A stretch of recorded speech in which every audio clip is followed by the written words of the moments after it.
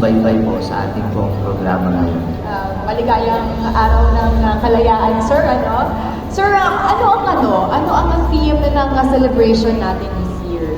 Siyempre po, dahil bilang paggunita po at selebrasyon po ng 125th anniversary po ng proklamasyon po ng ating kalayaan, simula po noong taong 2023 hanggang 2026, ang ating pong selebrasyon ay may tema na kasaysayan, kinabukasan, kalayaan. Sir, bakit po yun ang naging tema natin for this year?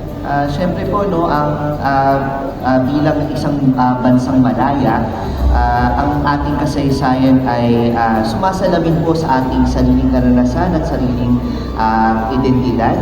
At tulad po natin, bilang isang mamamayan, bilang isang tao, nagkakaroon tayo ng sarili nating confidence kung alam natin kung saan tayo nanggaling, kung sino tayo, ano ang ating role sa pangmalawakang larawan po na ginagalawan nating mundo. At ganoon din po ang pagiging isang bansa, isang bansang Pilipinas, na talagang isa sa mga kinikilalang soberanong bansa sa buong mundo.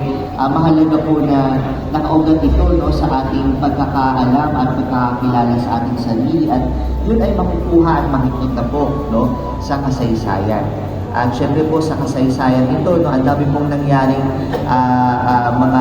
mga milestone events po sa ating karanasan bilang isang malayang bansa. At dahil ito po ang selebrasyon natin ngayon ay selebrasyon po ng ating pagbubutsa po ng ating kalayaan, ating ipinaglaban. Dahil ang kalayaan po ay hindi ito binibigay lamang, ito ay pinaglalaban, at kahit na tayo ay malaya na, ito ay ating binibigay at ating sinasaliwa at patuloy po natin ipinaglalaban.